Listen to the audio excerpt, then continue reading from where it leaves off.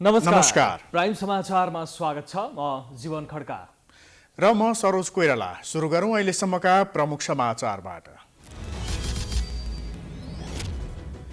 आचार संहिता विपरीत चुनावमा खर्च गर्ने प्रवृत्ति रोकिएन। पैसाको चलखेलका कारण योग्य उम्मेद्वार ओझेलमा, निर्वाचन आयोगले नियन्त्रण गर्न नसकेको आरोप। स्थानीय तह निर्वाचनको सङ्घारमा दलका नेताहरू भाषणबाजीमा व्यस्त। आरोप प्रत्यारोपले सीमा नाग्दै शीर्ष नेताहरू नै गाली गलौजमा उत्रिने परम्परा कायमै। देशैभर चुनाव प्रचार तीव्र। उम्मेद्वारहरूको घर दैलो कार्यक्रममा उत्साह, सुरक्षा सतर्कता बढाइँदै नमुना मतदानको अभ्यास मार्फत चुनावी शिक्षामा जोड। स्थानीय तहको चुनावको मौकामा बजारमा अराजकता। सर्वसाधारण माथिको ठगी रोक्न सरकार असफल। देशव्यापी हुनुपर्ने अनुगमन केन्द्रमा मात्रै सीमित। चालु आर्थिक वर्षको 10 महिनामा पुँजीगत खर्च 30%मा सीमित। अबको 2 महिनामा 70% खर्च गर्नुपर्ने चुनौती।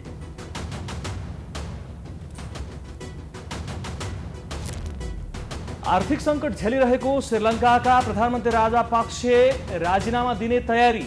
महँगी र अभावबाट आक्रोशित जनता आन्दोलनमा।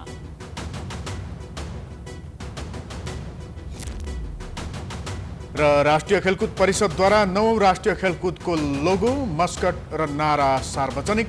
नारा पनि पारित। भव्य रूपमा सम्पन्न गर्ने मन्त्रीको प्रतिबद्धता।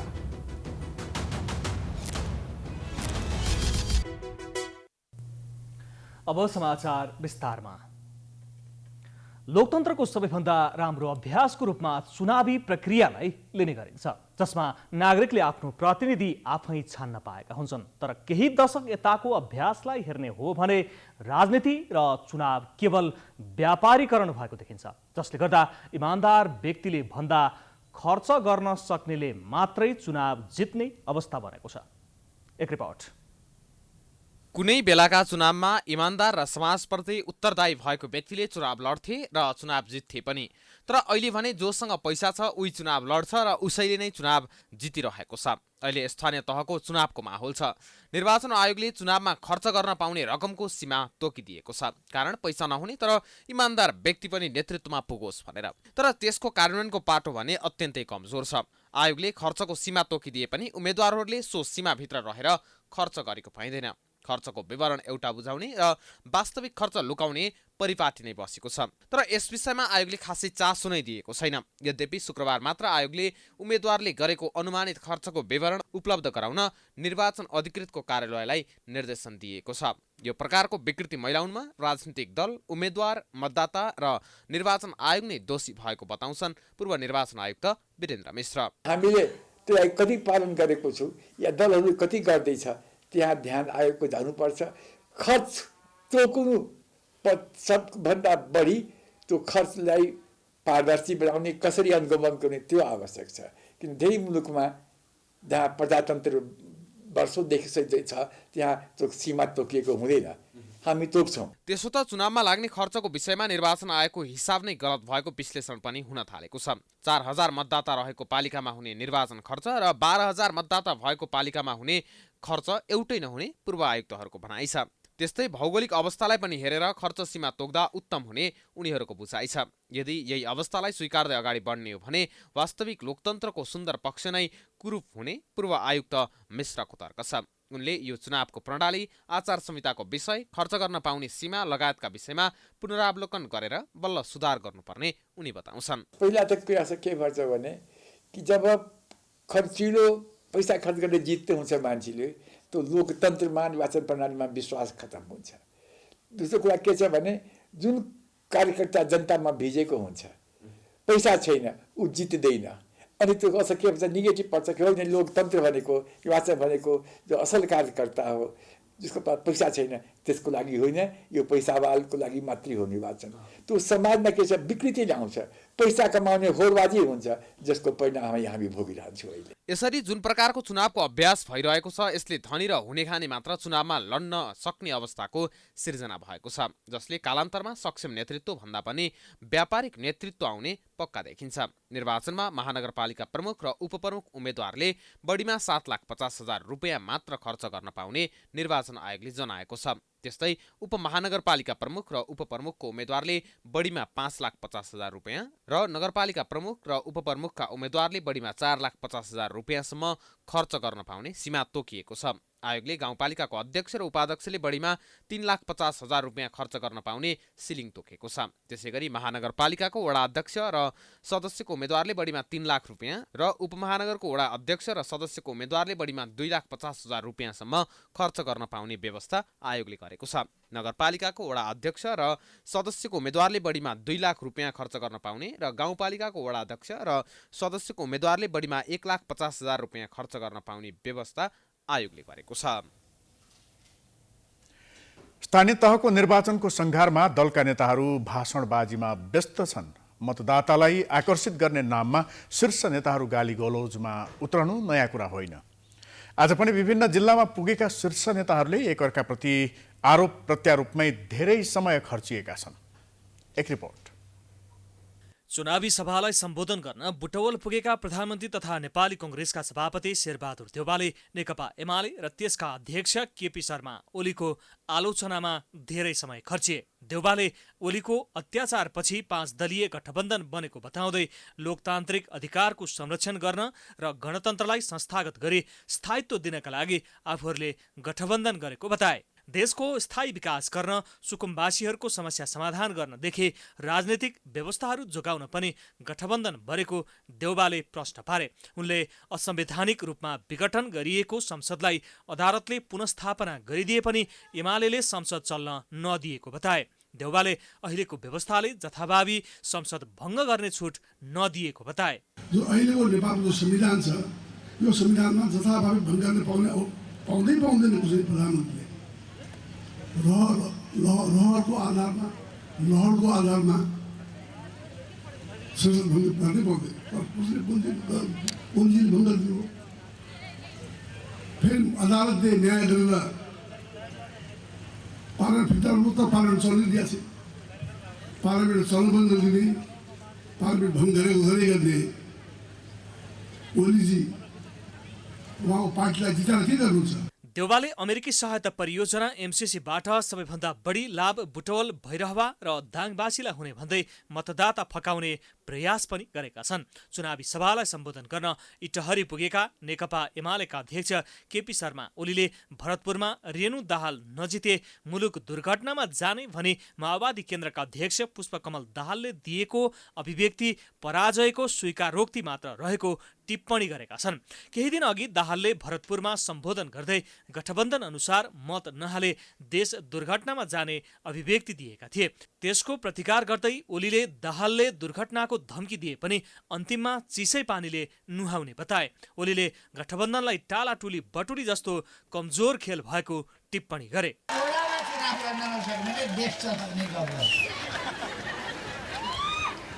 त्यसकारण अहिलेको अवस्थामा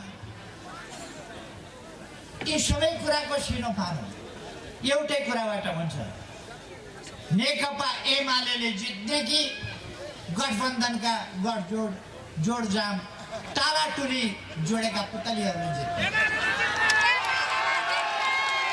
ओलीले गठबन्धनका नाममा छोरी बुहारी श्रीमतीलाई महिला कोटा दिलाउने गठबन्धनले अन्यत्र महिला उम्मेद्वारलाई वञ्चित गरेको आरोप लगाएका छन्। उता धनुषा पुगेका नेकपा माओवादी केन्द्रका अध्यक्ष पुष्पकमल दाहालले नेपालको संविधान अझै पूर्ण नभएको बताएका छन्। उनले संविधान पूर्ण गर्न नदिन नेकपा एमाले र केपी शर्मा ओलीले भूमिका खेलेको आरोप लगाए। संविधानमा भएका सकारात्मक कुराहरूलाई उल्ट्याउन खोज्ने प्रतिगमनका विरुद्ध लड्न पनि जरुरी रहेको दाहालको भनाइ छ। केपी ओली गुटकै कारण र एमालेकै कारण संविधान संशोधन हुन नसकेको उनको आरोप छ। दोस्रो पटक प्रधानमन्त्री हुँदा संविधान संशोधनको प्रस्ताव 2 पटक संसदमा दर्ता गराए, तर एमाले गुटको कारणले त्यसलाई पास गर्न दिइएन।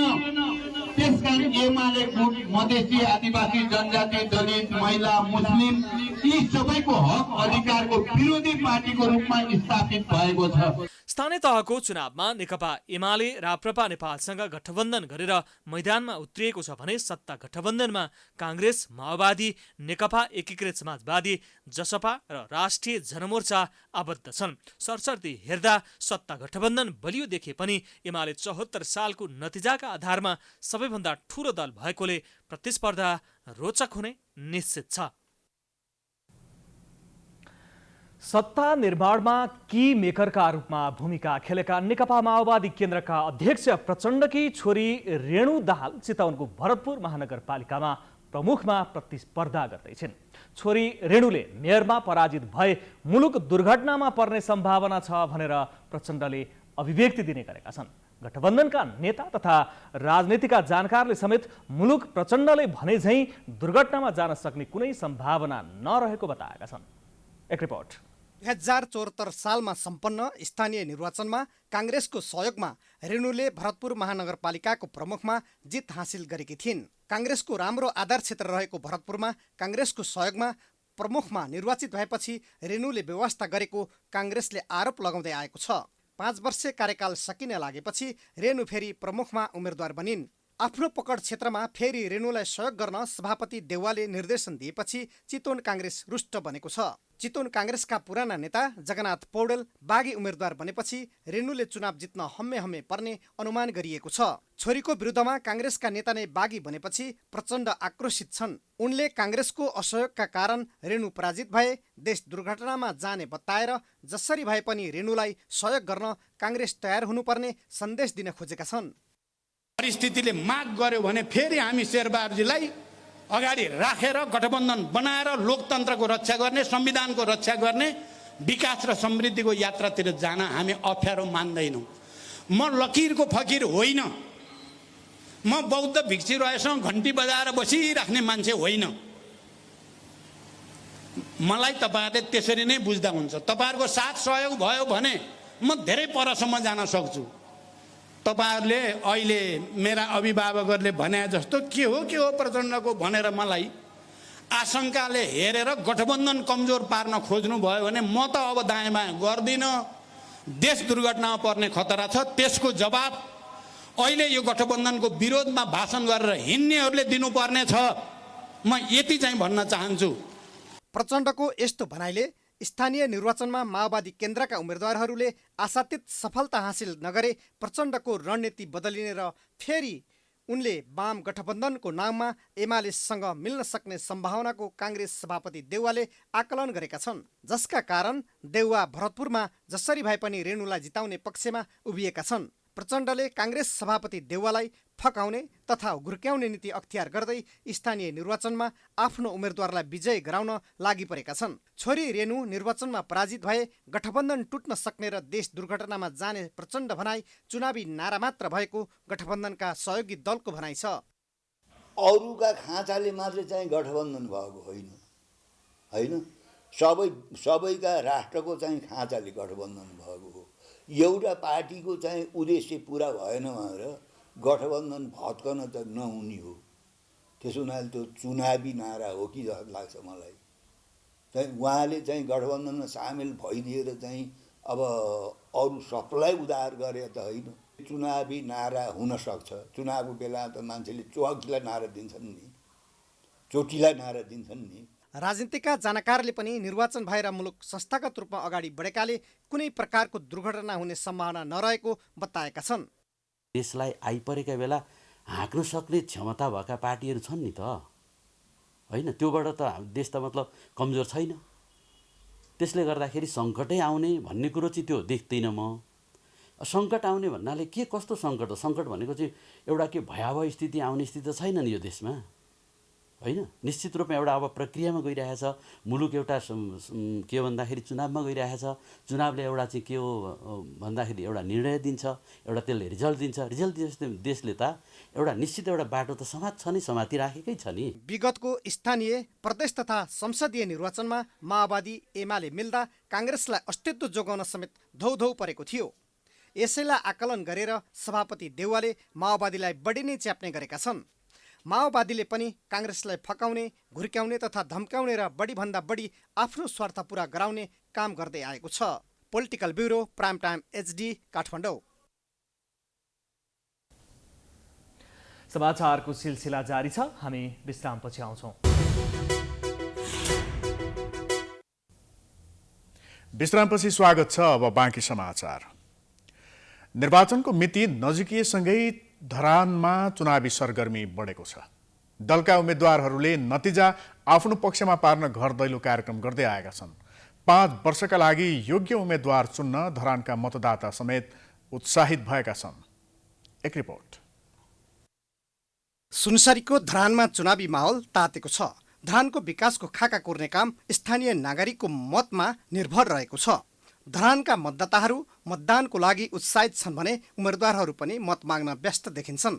धरानका विभिन्न वडा प्रमुख र उपप्रमुख पदका उम्मेद्वारसहित वडाध्यक्ष र सदस्यका उम्मेद्वारहरू घर दैलो कार्यक्रममा व्यस्त छन्। 20वटा वडा रहेको धरान उपमहानगरपालिकामा 1,324 जना मतदाता रहेका छन्। 2017 सालपछि 2076 सालको उपनिर्वाचनमा कम्युनिस्टहरूको गढ मानिएको धरानको विरासत भने ढलेको थियो। तत्कालीन मेयर तारा सुब्बाको निर्वाचनको 1 वर्षपछि नै मृत्यु भएपछि 2076 सालमा भएको उपनिर्वाचनमा भने कम्युनिस्टको विरासत गुमेको हो। अहिले धरानमा नेकपा एमालेबाट मेयरमा मन्जु भण्डारी चुनावी मैदानमा छिन् भने उपमेयरमा पदमप्रसाद लिम्बू छन्। भण्डारी निवर्तमान उपमेयर हुन् भने लिम्बू स्थानीय निकाय हुँदा वडा अध्यक्ष बनेका जनप्रतिनिधि हुन्। स्थानीय तहमा महिला मैत्री बनाउन आफूले उम्मेदवारी दिएको मन्जु भण्डारीको भनाइ छ।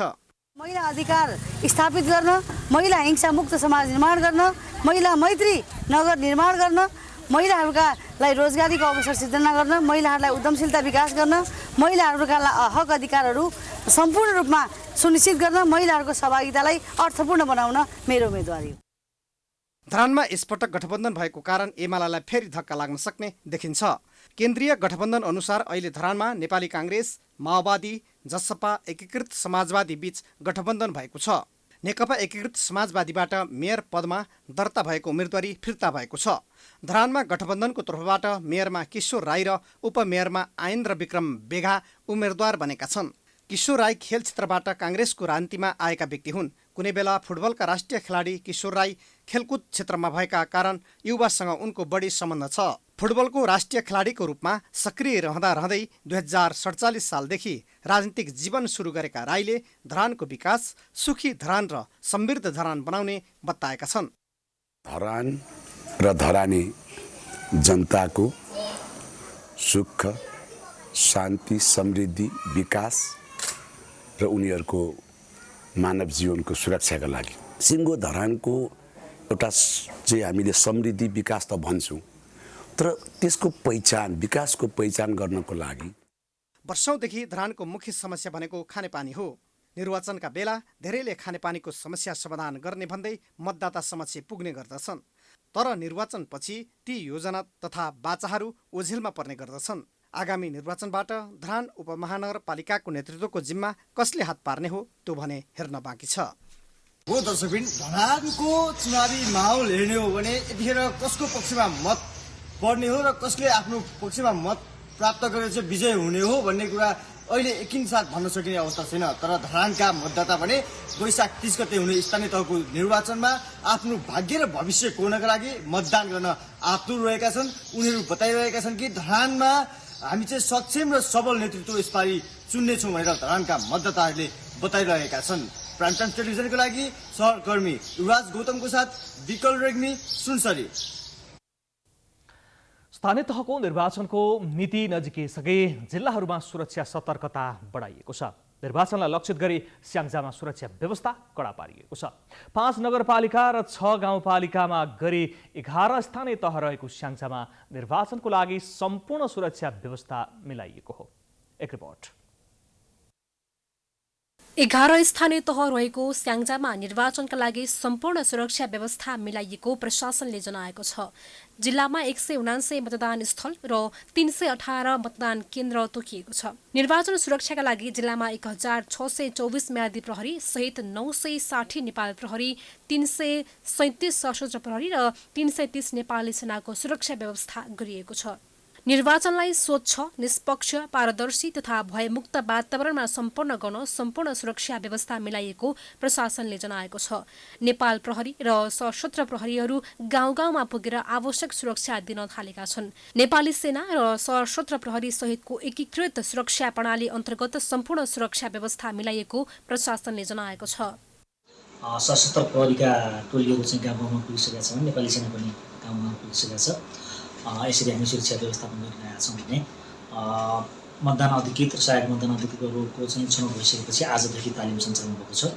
आजभोलि तालिम सञ्चालन भइसकेपछि करिब 27 गतेबाट उहाँहरू चाहिँ आफ्नो खटिएको स्थानमा सुरक्षासहित उहाँहरू जान्छ र जिल्लाभर शान्ति सुरक्षाको लागि हामीले पर्याप्त सुरक्षाको व्यवस्था गरेको अवस्था छ।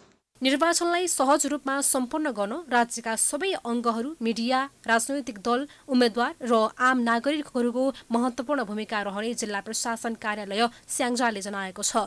उता स्थानीय तहको निर्वाचनका लागि आवश्यक पर्ने सामग्री, जनशक्ति, मतपत्र लगायतको सम्पूर्ण तयारी अन्तिम चरणमा पुगेको जिल्ला निर्वाचन कार्यालयले जनाएको छ। समग्र रूपमा प्रत्येक पालिकाहरूमा रहेका हाम्रा निर्वाचन अधिकारीज्यूहरू पनि त्यसको लागि निर्वाचनको कसरी निर्वाचनलाई स्वतन्त्र, निष्पक्ष, भयरहित वातावरणमा चाहिँ सम्पन्न गर्न सकिन्छ भन्ने सन्दर्भमा अहोरात्र खटिरहनु भएको स्थिति छ र हामी पनि खटिरहेका स्थिति छौँ। समग्र रूपमा चाहिँ स्याङ्जाको निर्वाचन नजिकै आउँदै गइरहेको निर्वाचनको लागि हाम्रो तयारी लगभग अन्तिम चरणमा पुगिसकेको स्थिति छ। जिल्लामा निर्वाचन आचार संहिता पालना गर्न आयोगले कडाई गरेको छ। आचार संहिता विपरीत कार्यहरू भएको पाइएमा सुरक्षाकर्मीहरूको प्रयोग गरी उल्लेखित प्रतिबन्धित कार्यहरू नियन्त्रण गरिने तथा हटाइने र प्रचलित कानून बमोजिम कारबाहीका लागि निर्वाचन आयोगमा सिफारिस गरिने आयोगले जनाएको छ। प्राइम टाइम्स टेलिभिजनका लागि स्याङ्जाबाट साधना न्युपानेको रिपोर्ट। वैशाख 30 गते हुने स्थानीय तह निर्वाचनका लागि काठमाडौँमा नमुना मतदान गरिएको छ। मतदान अधिकृतहरूको तालिमलाई प्रभावकारी बनाउन काठमाडौँको राष्ट्रिय सभागृह स्थित मुख्य निर्वाचन अधिकृतको कार्यालय बाहिर नमुना मतदान गरिएको हो। नमुना मतदानमा विभिन्न पालिकाका मतदान अधिकृतहरूको सहभागिता रहेको थियो। मतदानमा महिला, पुरुष, अशक्त लगायतको लाइन मिलाउने, मतदाता परिचय पत्र रुजु गर्ने, मतदान अधिकृतको हस्ताक्षर रुजु गर्ने र गोप्य स्थानमा पुगी उम्मेद्वारहरूलाई मत दिने बारे जानकारी गराइएको थियो। त्यस्तै मतदानका क्रममा हुन सक्ने अप्रिय घटनाका बारेमा पनि अभ्यास गराइएको थियो। मतपेटिका लुटिन सक्ने र यस्ता घटनाबाट कसरी बच्ने भनेर डेमो देखाउने क्रममा मतपेटिका लुट्न लागेको र प्रहरीले हस्तक्षेप गरेको अभ्यास गरिएको थियो। सो क्रममा निर्वाचनमा खटिने मतदान अधिकृत र सहायक अधिकृतहरूलाई तालिम समेत प्रदान गरिएको थियो। सो क्रममा मतदान कसरी गर्ने, मत बदर हुन नदिन के गर्ने भन्ने बारेमा जानकारी गराइएको थियो। कार्यक्रममा राजनीतिक दलका प्रतिनिधि, मतदाता, मतदान केन्द्रमा खटिने मतदान अधिकृत, सहायक मतदान अधिकृत, सुरक्षा निकायका प्रतिनिधि लगायतको उपस्थिति थियो।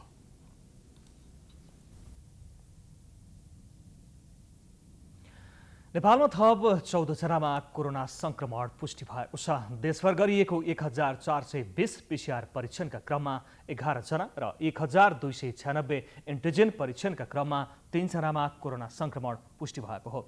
कोरोनाका कारण शनिबार पनि कसैको मृत्यु नभएको स्वास्थ्य मन्त्रालयले जनाएको छ। यस्तै थप 21 संक्रमित कोरोना मुक्त हुँदा हालसम्म नेपालमा 9,66,768 जना निको भएका छन्। हाल नेपालमा 205 सक्रिय संक्रमित आइसोलेसनमा रहेको मन्त्रालयले जनाएको छ।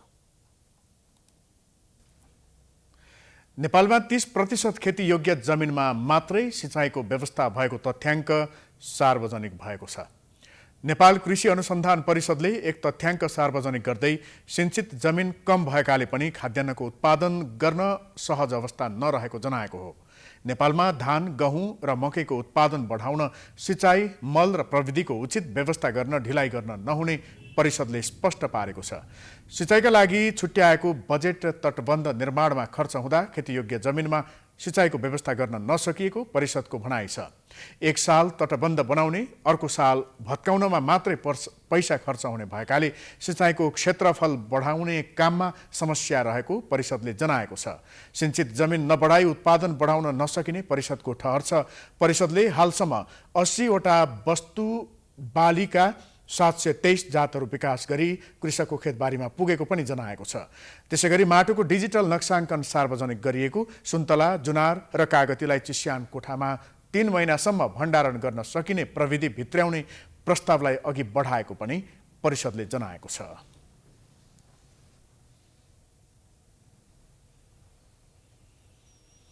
समाचारको सिलसिला अझै जारी छ। हामी विश्रामपछि आउँछौँ। विश्रामपछि पुनः स्वागत छ। अब आर्थिक समाचार।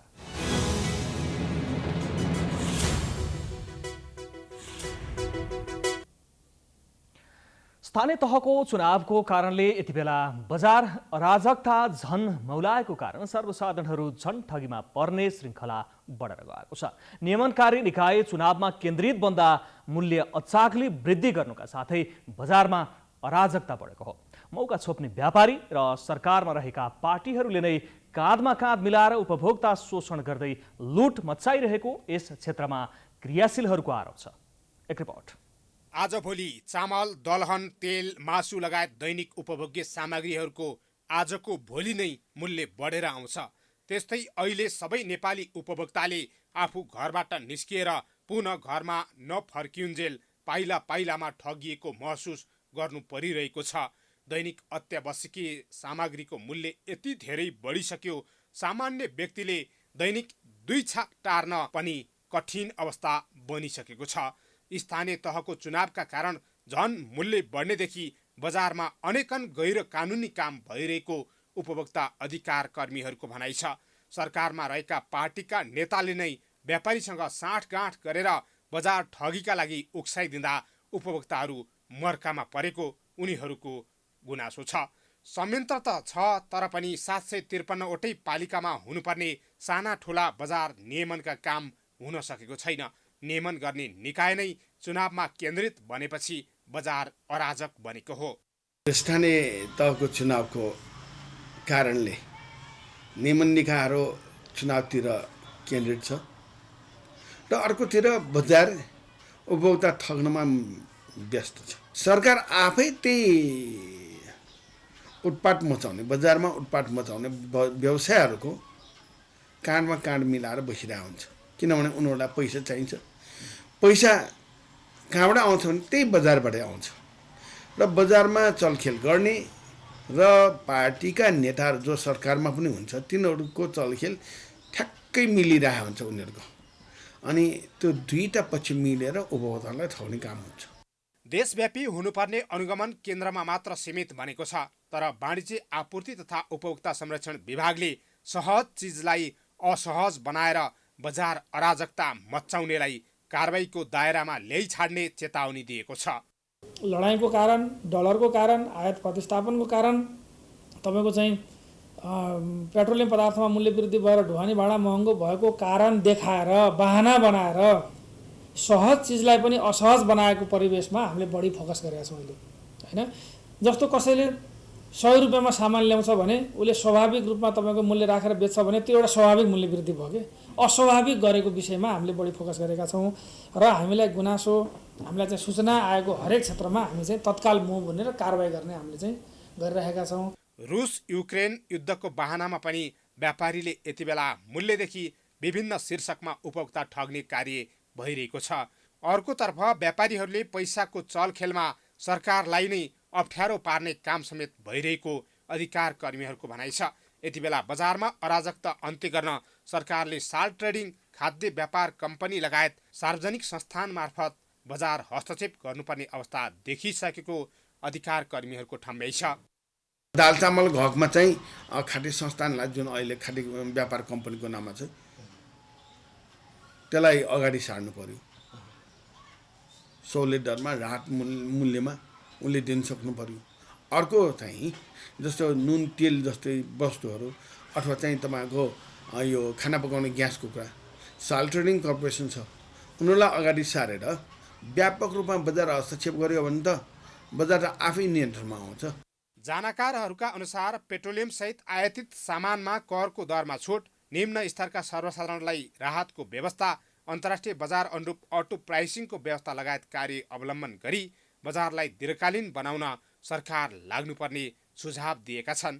बजारमा राज्यको उपस्थिति छ भन्ने बनाउन सके स्वच्छ बजार कारोबार र ठगी न्यूनीकरण हुनेमा अधिकांशको दाबी छ। प्राइम टाइम्स एसडीका लागि क्यामेरामा राजेश ढकालका साथ हरिशरण नेउपाने, काठमाडौँ। चालु आर्थिक वर्ष सकिन अब 2 महिना मात्रै बाँकी रहँदा सरकारले पुँजीगत खर्च बल्ल 30% नघाएको छ। पुराना सरकारको दर्रामै सरकार देखिँदा हालसम्म 30.26% मात्र पुँजीगत खर्च भएको हो। यो आधारमा अबको 2 महिना केही दिनमा विनियोजित पुँजीगत बजेटको 70% खर्च गर्नुपर्ने देखिएको छ। सरकारले चालु आर्थिक वर्षका लागि पुँजीगत तर्फ 3 खर्ब 78 अर्ब 9 करोड 77 लाख रुपैयाँ बजेट विनियोजन गरेको थियो, जसमध्ये वैशाख हालसम्म 1 खर्ब 14 अर्ब 39 करोड 57 लाख रुपैयाँ मात्र पुँजीगत खर्च भएको छ। यता अर्थमन्त्री जनार्दन शर्माले भने चालु आर्थिक वर्षमा पुँजीगत खर्च 90% पुर्याउने गरी कार्य गर्न निर्देशन दिएका थिए, तर कमजोर पुँजीगत खर्च गर्ने प्रवृत्तिले चालु आर्थिक वर्षमा पनि निरन्तरता पाएको र असारमा आएर धेरै रकम खर्च गरी विकासका काम दुरुपयोग हुने देखिएको छ।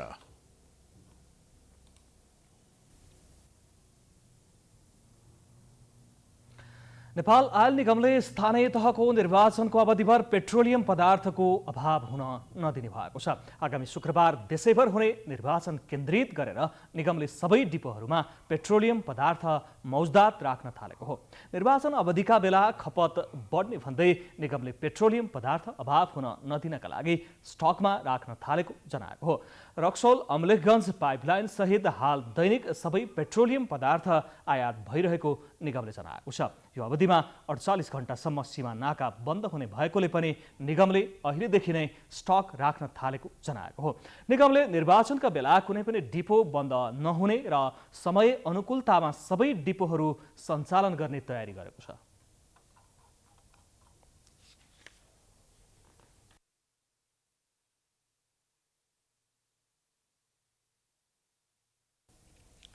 अब अन्तर्राष्ट्रिय समाचार।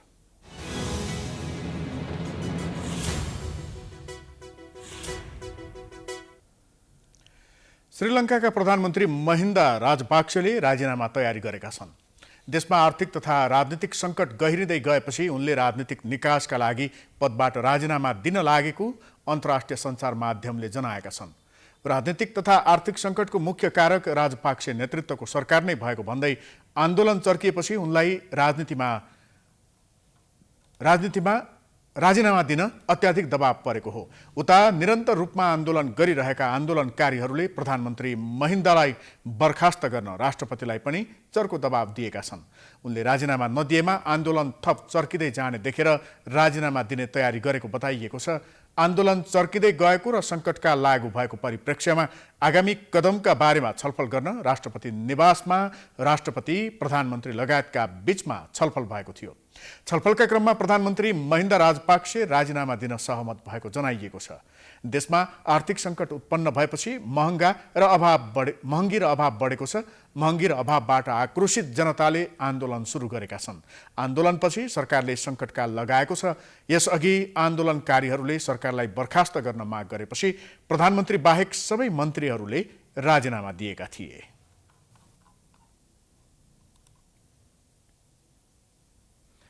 अब खेलकुद समाचार।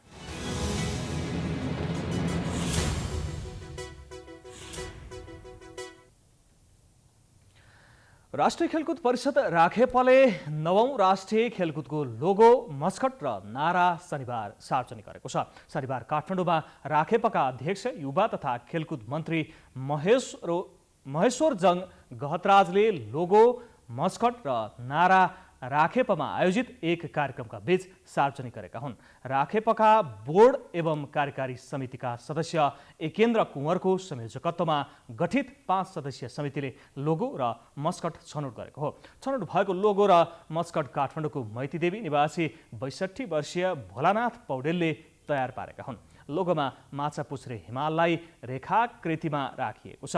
आकाशे नीलो रेखाले शान्तिको प्रतीक परेवालाई प्रतिबिम्बित गरेको छ भने रातो रङको 4 धर्साले परेवाको पखेटा र ट्र्याकलाई दर्शाएको छ। चन्द्र सूर्यले राष्ट्रिय ध्वजालाई प्रतिबिम्बित गर्नुका साथै सबै टिमको प्रतिनिधित्व गरेको छ।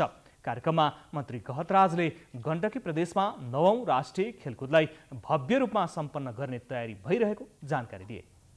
मुख्यमन्त्रीजीसँग हामी जेठको अन्तिमसम्ममा 9औं राष्ट्रिय खेलकुद प्रतियोगिताको आयोजना गर्ने मानसिक रूपमा तयारी छौँ भन्ने सन्देश प्रवाह गरेर सातै प्रदेशका मन्त्रीजीहरू, युवा तथा खेलकुद मन्त्रालय हेर्ने मन्त्रीजीहरूको बैठक, समन्वय समितिको बैठक बसेर अन्तमा मन्त्री परिषदको बैठक, राष्ट्रिय खेलकुद परिषदको प्रस्तावमा, युवा तथा खेलकुद मन्त्रालयको प्रस्तावमा मन्त्री परिषदले यो निर्णय गरेको छ।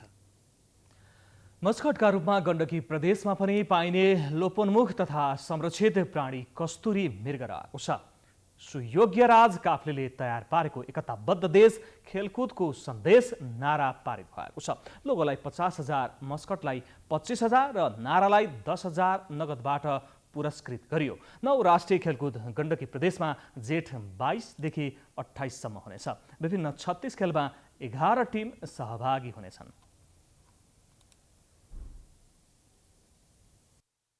दोस्रो एक दिवसीय क्रिकेटमा नेपाल पाहुना टोली जिम्बाब्वे ए विरुद्ध शानदार जित निकालेको छ।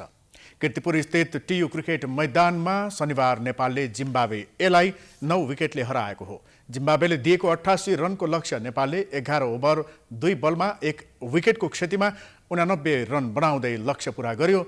नेपालको जितमा सुनिल धमलाले सर्वाधिक 38 रन बनाए। आसिफ शेखले अभिजित 34 रन जोडे। विनोद भण्डारी 4 रनमा अभिजित रहे। जिम्बाब्वेका ब्रान्डन माभुताले 1 विकेट लिए। यसअघि टस हारेर पहिले ब्याटिङ गरेको जिम्बाब्वे 31 ओभर 1 बलमा अल आउट हुँदै 87 रन बनाएको थियो। नेपालका सोमपाल कामी र करण केसीले 3-3 विकेट लिएका थिए। सन्दीप लामिछानेले 2 तथा सागर ढकालले 1 विकेट लिए। जितसँगै नेपालले 3 खेलको सिरिजमा 1-1 को बराबरी समेत गरेको छ। अन्तिम तथा तेस्रो एक दिवसीय सोमबार हुनेछ। यसकै हामी समाचारको अन्त्यमा आइपुगेका छौँ। जाँदा जाँदै प्रमुख समाचार पुनः एकपटक। आचार संहिता विपरीत चुनावमा खर्च गर्ने प्रवृत्ति रोकिएन। पैसाको चलखेलका कारण योग्य उम्मेद्वार ओझेलमा निर्वाचन आयोगले नियन्त्रण गर्न नसकेको आरोप।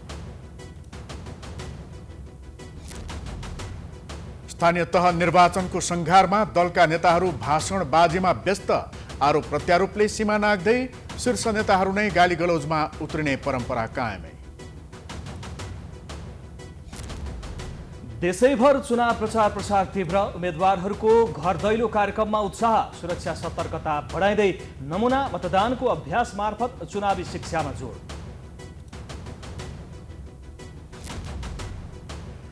स्थानीय तहको चुनावको मौकामा बजारमा अराजकता। सर्वसाधारणमाथिको ठगी रोक्न सरकार असफल। देशव्यापी हुनुपर्ने अनुगमन केन्द्रमा मात्र सीमित। चालू आर्थिक वर्षको 10 महिनामा पुँजीगत खर्च 30% सीमित। अबको 2 महिनामा 70% खर्च गर्नुपर्ने चुनौती।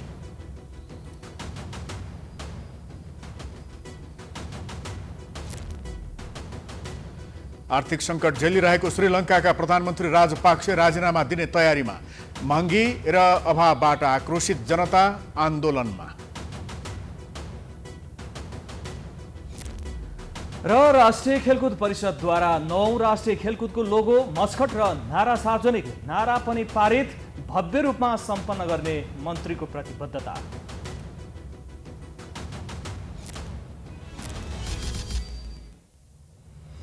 समाचार अहिलेलाई सकियो। यसपछिको प्रस्तुति धमलाको हमला, ऋषि धमलाको साथ। हेर्दै गर्नुहोला प्राइम टाइम्स एचडी। नमस्कार।